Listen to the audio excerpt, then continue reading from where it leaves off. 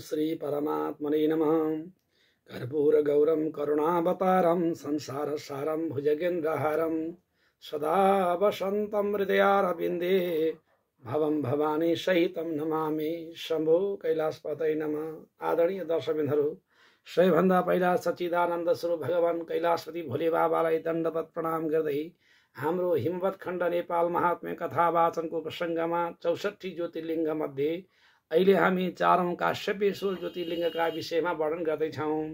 कुमारले अगस्त्य मुनिलाई भन्नुभयो, हे ऋषिदेव सुन्नुहोस्, षोडतीर्थे तत स्नाता सुवर्ण प्रभ वायुतम दिव्य कले बरु विप्र सुप्रभाभो भवत पुनः।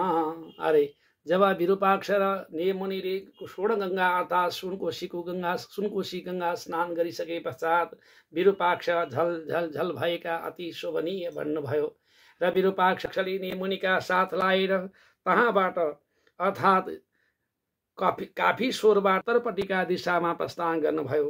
भूयो जगामा विप्रेश तेन सेना समन्ततः कश्यपेषु हि यत्रास्ते त्रियोजने हि वारुणे। अरे काफीश्वरबाट 3 योजन पश्चिम उत्तरपट्टि विराजमान भएको काश्यपेश्वरतिर प्रस्थान गर्नुभयो। जहाँ काश्यपेश्वर दर्शन गर्न गएका विरूपाक्ष र नेमुनिले इन्द्रावती गङ्गा स्नान गरेर काश्यपेश्वर भगवानको विधि पूर्वक पूजा गर्नुभयो। पञ्चोपचारकै दिव्यै काश्यपेश मपूजयत्रे। काश्यपेश्वर भगवानलाई पञ्चोपचारले विधि पूर्वक पूजा गरेर माघ कृष्ण तृतीयाका दिन समग्र पूजा सम्पन्न गर्दै रात्रिमा जागरण बस्दै हुनुहुन्थ्यो र जागरण बसेका अवस्थामा विरूपाक्षले नेमुनिलाई फेरि पनि प्रश्न गर्नुभयो, नमस्ते मुनि साधुल भूदेवेश्वर सन्ततम। हे पृथ्वीका देवता, हजुरलाई मेरो नमस्कार छ। हे गुरुदेव, भवत स्वत इच्छामि, मलाई श्रवण इच्छा लागिरहेको छ। हजुरका मुखारविन्दबाट कृपा हुन्छ भने महात्म्य तीर्थलिङ्ग यो काश्यपेश्वर लिङ्गको महात्म्य पनि श्रवण गर्न मन लागेको छ। सर्वभूतम कथम लिङ्गम एतद् वद मुनीश्वर। हे मुनीश्वर, यो काश्यपेश्वर ज्योतिर्लिङ्ग कुन पुण्यका प्रतापले कसका कारणले उत्पत्ति भयो, यो तीर्थ के कारणले बन्यो, यो कहाँबाट कहिलेबाट यो तीर्थ प्रकाशित भयो भन्ने विषयमा प्रश्न गर्नुभयो। तब सिद्धर्षि नेमुनि भन्नुहुन्छ, संस्नतो काश्यपम पूर्वम अस्य तीर्थे मुदा द्विज रवौदिने विषय अर्के शुभ कृष्णाष्टमी तिथौ। अरे प्राचीन कालका बीचमा जब सृष्टिको कार्य आरम्भ गर्ने बेलामा कश्यप नामेका मुनि यसै तीर्थमा आएर वृष अर्घे अर्थात् सूर्यनारायण वृष राशिमा गएका बेलामा अर्थात् ज्येष्ठ महिनाको कृष्ण पक्षको अष्टमीका दिनमा आएर यहाँ कश्यप नामेका ऋषिले तपस्या गर्नुभएको थियो। तत्र स्थितम परम दद्यो महासमाधि स्थितम धिना शिवम। भगवान शिवजीका यहाँ कठोर तपस्या गरेका पुण्यले सङ्क्रान्तिका दिन त्यसै क्षेत्रबाट भगवान शङ्कर भोले बाबा ज्योतिर्लिङ्गका रूपमा प्रकट हुनुभयो। भगवान शङ्करको दर्शन पाएपछि कश्यप अति स्तुति सन्तुष्ट हुँदै भगवान शङ्कर भोले बाबालाई वन्दना गर्न लाग्नुभयो। भगवान शङ्कर भोले बाबादेखि खुसी भएर भगवान शङ्कर कश्यप ऋषिदेखि सन्तुष्ट भएर भन्नुहुन्छ, हे कश्यप, तपाईँले मेरो ठुलो कठोर तपस्या गर्नुभयो। लौदावरम तथा रुद्रान ससज काश्यपो जगत एतलिङ्ग प्रसादात् वै चराचरं चतुर्भुजं विधम भन्नुहुन्छ। आदरणीय दर्शकबिन्दुहरू, कश्यप ऋषिका सानिध्यमा भगवान शङ्कर आविर्भूत हुनुभयो अर्थात् प्रकट हुनुभयो र कश्यपेश्वर भगवानले कश्यप ज्योतिर्लिङ्गका रूपमा प्रकट भएका शङ्कर भोले बाबाले कश्यप ऋषिलाई भन्नुभयो, हे कश्यप, तपाईँको तपस्या देखेर म सन्तुष्ट भएँ। तपाईँको मनमा लागेको वरदान माग्नुहोस्, तपाईँका सकल मनोवाञ्छा सिद्धि मिलोस् भनेर भगवान शङ्कर भोले बाबाले कश्यप ऋषिलाई वरदान दिनुभयो। ततीर्थ महात्मलिङ्गस्य विरूप दृक् भूतपूर्वं प्रवक्ष्यामि कथां वा प्रणासिनी। हे विरूपाक्ष, भगवान शङ्करको कृपाबाट कश्यप ऋषिले वरदान पाउनुभयो, जसका प्रसाददेखि कश्यप ऋषिले चराचर जगतमा अनेकौं प्रकारका जीव जन्तुहरू सृष्टि गर्नुभयो। कश्यप ऋषिका 13वटी पत्नीबाट 13 प्रकारका प्राणी मानवदेखि लिएर पशु पक्षी किरा फट्याङ्ग्रा समेत उत्पत्ति गरेर सारा सृष्टिका आधिपत्य अर्थात् सबैका पिता बनेर कश्यप ऋषि आनन्दपूर्वक रहन लाग्नुभयो। कश्यप ऋषिले तपस्या गर्नुभएको हुनाले कश्यप ऋषिका सान्निध्यमा उनले कश्यप ऋषिलाई दर्शन दिन पाल्नु भएको ज्योतिर्लिङ्ग भएको हुनाले जसको नाम काश्यपेश्वर नामले अहिलेसम्म पनि विराजित भइबक्सिया छ। यसै तीर्थमा प्राचीन कालमा एउटा म्लेच्छ जाति थियो। ऊ सधैँभरि कुकर्म मात्र गर्थ्यो। उसलाई धर्म र अधर्मका बीचमा केही ज्ञान थिएन। कुकर्मका प्रभावबाट स्वभावै उसलाई रक्तविकारको रोग लाग्यो। रक्तविकारका रोग लागेका कारणले त्यो रोगले सन्तप्त भएर स्वभावै रूपले त्यो नपुंसक बन्यो। कुकर्मका प्रभावबाट दुःख पाएको त्यो पापीलाई सारा गाउँले गाउँबाट निकालिदिए। तब गाउँबाट निक्लिएको त्यो म्लेच्छ आफ्ना घरबाट निस्केर लगभग 1 कोश उत्तर पूर्वपट्टि प्रस्थान गर्यो। आफ्ना घरबाट त्यो जहाँ गङ्गा इन्द्रावतीका सान्निध्यमा जाँदै थियो, बीच बाटामा कश्यप नामका ऋषिले आएर भगवान शङ्कर भोले बाबाको पञ्चोपचारले पूजा गरेर भगवान शङ्करको उपासना गरेको देख्यो।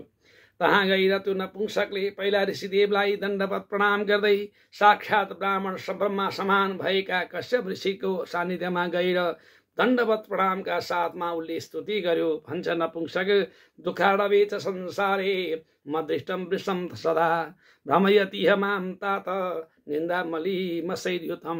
हे तात, हे गुरुदेव, यो दुःखरूपी सागरमा चुर्लुममा डुबिएको यो अभागीलाई कृपा गरेर यो दुःखरूपी सागरबाट छुटाइ बक्सियोस्। कथा मोक्षे हम तात, हे तात, म कुन कर्मका प्रभावले यो दुःखरूपी संसारबाट मुक्ति पाउँछु। कृपा गरेर मलाई दुःख सागरबाट छुटाइदिनुहोस्, अर्थात् नपुंसकबाट सम्पूर्ण अङ्ग सम्पन्न भएको पुरुषत्व प्राप्ति गराइदिनुहोस् भनेर उसले अनुनय विनय गर्दै कश्यप ऋषिलाई वन्दना गर्यो। तब कश्यप ऋषि भन्नुहुन्छ, अवश्य भवितव्यम तत् प्राप्तव्यम हि पुरा कृतम अवश्य भवितव्यम तत् प्राप्तव्यम हि पुरा कृतम मा दुखी भवभो वत्स पुण्यम हि यत् कृतम। हे बाबु, चिन्ता नगर। हेर, संसारमा जसले जस्तो जस्तो कर्म गरेको छ त्यसले त्यस्तै कर्म भोग गर्नै पर्दछ। राजा काजी नेता साहु जोसुकै भए पनि आफूले गरेको कर्म अवश्यमेव भोग्नै पर्दछ। हेर, तिमीले पूर्व जन्ममा र यो जन्ममा नराम्रा कर्म गरेको हुनाले अहिले कठोर दुःख पाइरहेका छौ। यसमा चिन्ता नगर। हेर, अवश्य यही तेर भोक्तव्यम तद्देहेन वै समम। हेर, यो सबै तिम्रो देहले गरेका कुकर्महरू देहले नै भोग्दैछ। तिमीले भोग्न परेका छैन। तिमी त सबै कार्यको साक्षी मात्रै हौ।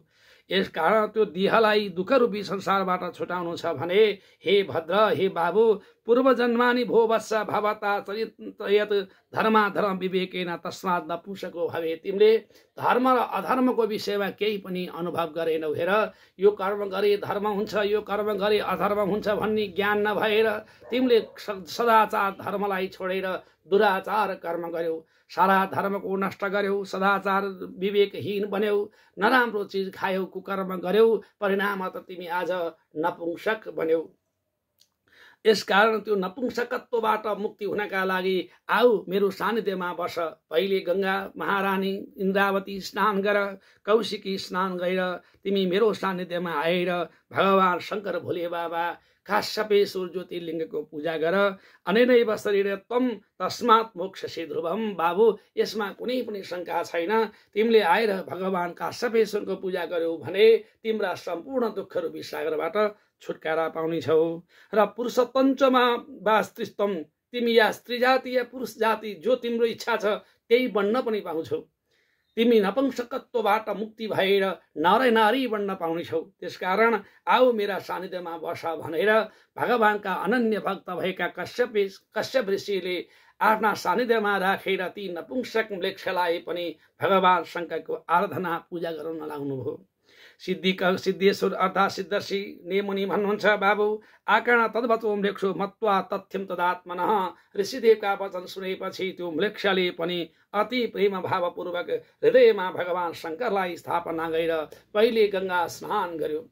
विधिपूर्वक गङ्गा स्नान गरेर त भगवान शङ्कर भोले बाबाको सेवा गर्न लाग्यो। भगवान शङ्करको पूजा गर्दा गर्दै केही कालपछि तब सर्वाङ्ग सुन्दर बनिँदै आयो। सारा अङ्गहरू सुन्दर बन्दै बन्दै भगवत कृपाका प्रसादले त्यो यतलिङ्ग मुदा भक्त्या चापुवत महर्मणवैर यसरी भगवान शिवजीको पूजा गर्दा गर्दै केही कालपछि आषाढ महिनाको कृष्ण पक्षको अष्टमीका दिन काश्यपेश्वर भगवानका कृपाबाट त्यो दिव्य शरीरवाला बन्यो र भगवान शङ्करलाई उनले बिल्लपत्रहरू चढाएर विधिपूर्वक पूजा गर्यो। भगवानको पूजा अर्चना वन्दनाका प्रभावबाट स्वयं साङ्ग सम्पन्न भएको रोगले मुक्त भएको दिव्य शरीरवाला बनेर भगवान शङ्करको स्तुति गर्दै कश्यप ऋषिलाई पनि पूजा गरेर ऊ आफ्नो सुगृहतर्फ प्रस्थान गर्यो। केही वर्षसम्म सुख भोग आनन्द प्राप्ति गर्यो र अन्त्यमा पञ्चतत्वमा मिल्यो।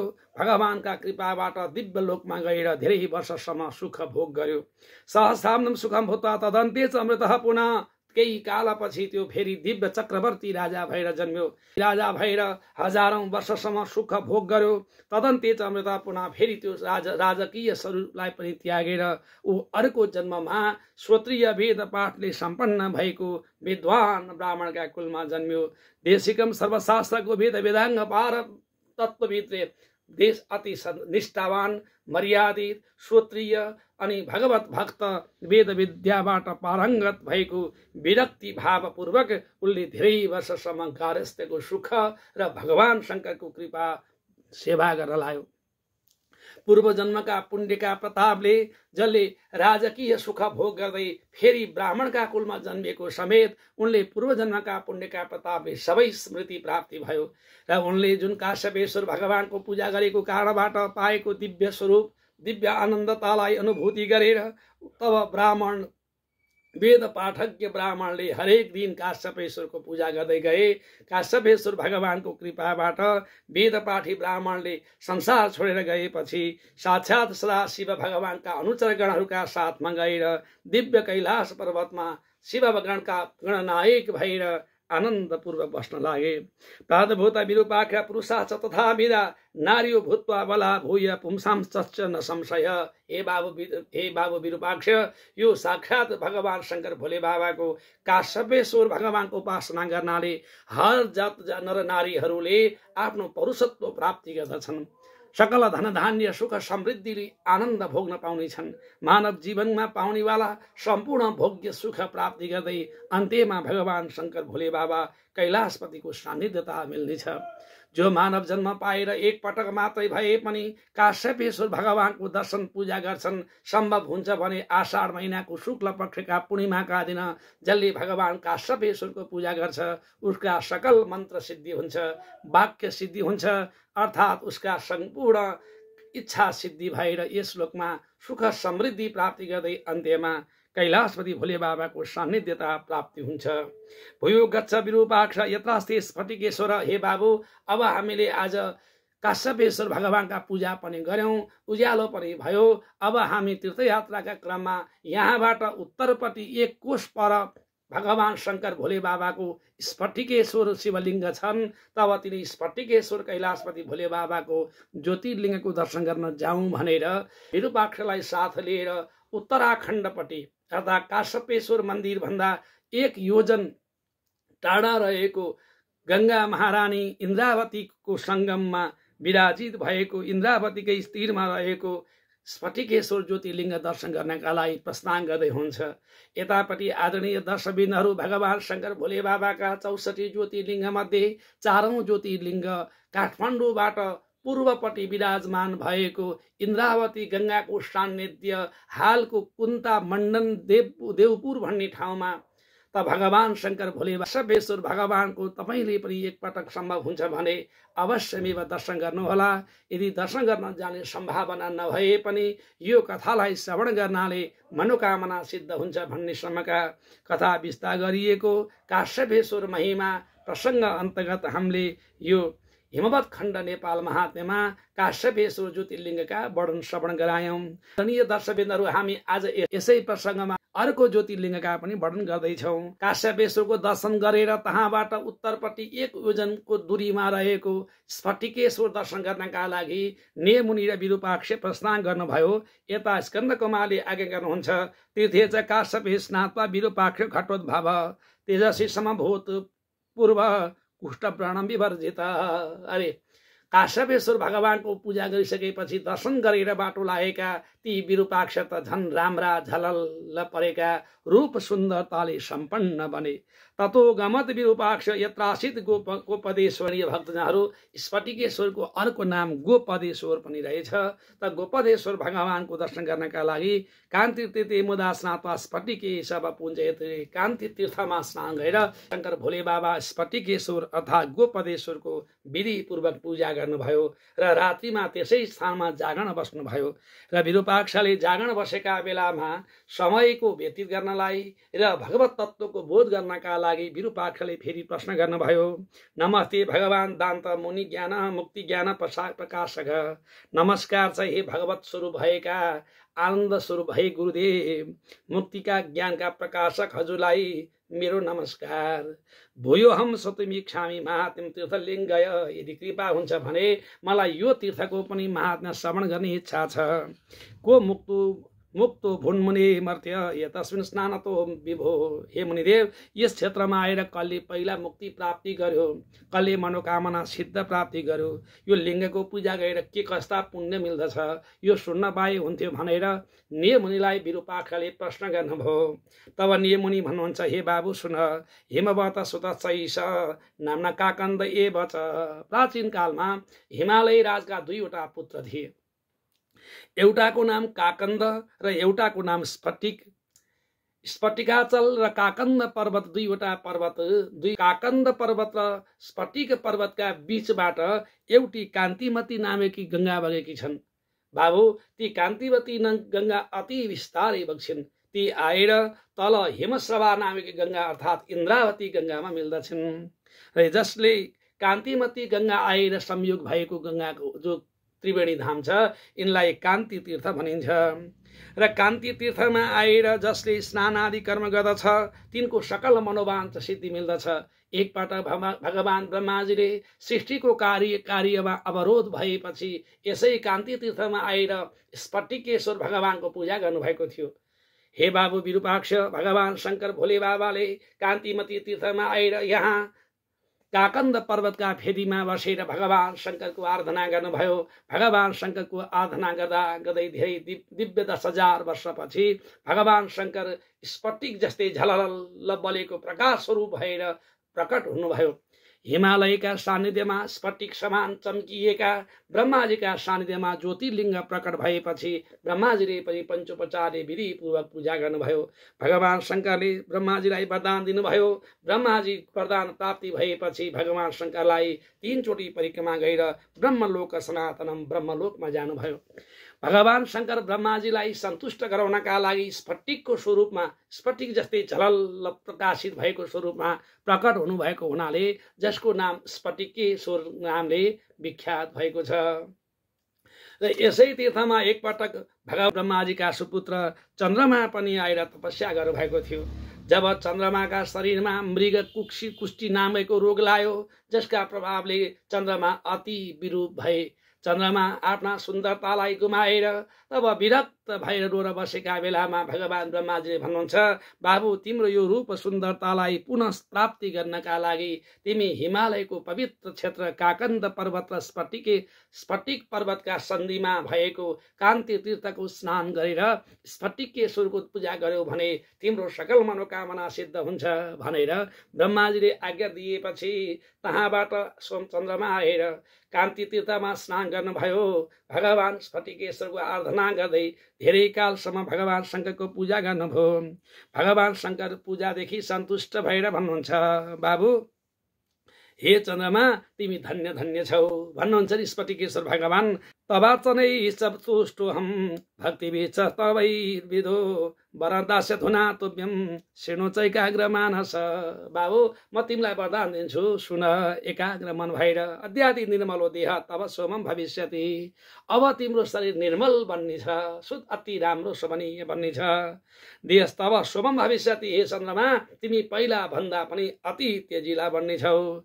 ज्योतिष्नाभिश्चैव संयुक्त प्रकाशित भएर उज्यालो भएर लोकलाई कल्याण गर्नेछौ। तर तिनमा तातोपना हुने छैन।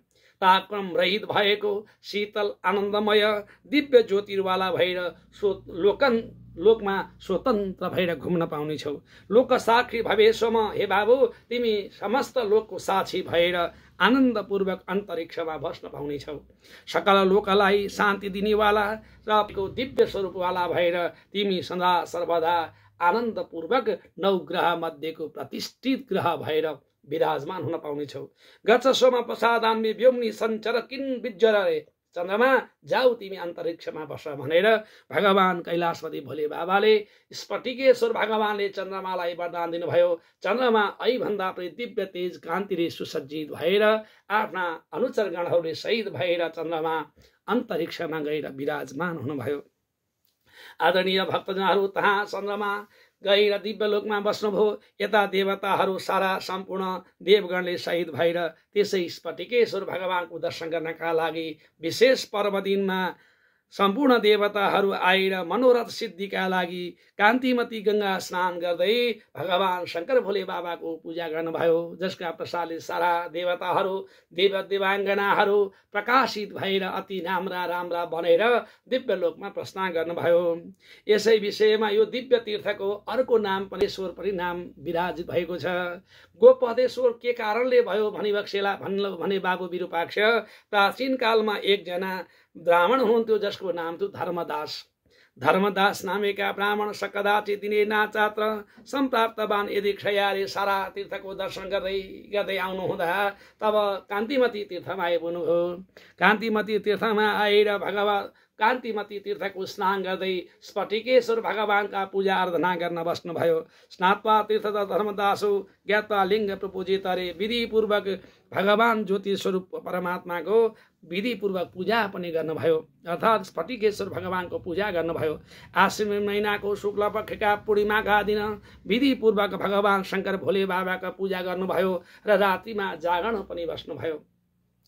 ब्राह्मण धर्मदास रात्रिमा जागरण बसेका बेलामा त अन्तरिक्षतिर आँखा लागेछ। यसो अन्तरिक्षतिर हेर्नुहुँदा मध्यरातका समयमा पूर्णिमाको राति अन्तरिक्षको मार्ग हुँदै कामधेनु गाई आफ्नो यात्रामा सवारी हुँदै थिइन्। गौमाता अन्तरिक्षबाट हिँड्दा जाँदै बीचमा जहाँ स्फटिकेश्वर भगवानको ज्योतिर्लिङ्ग भन्दा माथि आइपुगिन् तब उनले माथिबाटै आफ्ना चरणको स्पर्शले माडेर तब तहाँबाट कामधेनु गाईले दूध वर्षाइन्। कामधेनु गाईले माथिबाट वर्षाएको दूध आएर चट्ट स्फटिकेश्वर भगवानको ज्योतिर्लिङ्गमा पर्यो। कामधेनु गाईले माथिबाटै दूध चढाएर वन्दना गर्दै आफ्ना यात्रामा अगाडि बढिन्। त्यो देखेर धर्मदास ब्राह्मणले भगवती माताको गौ माताको कृपा भएको ज्योतिर्मय स्वरूपको नाम आजदेखि गोपदेश्वर नाम पनि राख्नुभयो। गो भनेको गाई, पद भनेको पदबाट दूध प्रवाह गरेकी हुनाले, पदबाट स्पर्श गरेर दूध प्रवाह गरेकी हुनाले यी ज्योतिर्लिङ्गको नाम भयो गोपदेश्वर। गौ माताका पनि सेवामा समर्पित भएको जो भगवान स्फटिकेश्वरको ज्योतिर्लिङ्ग छ।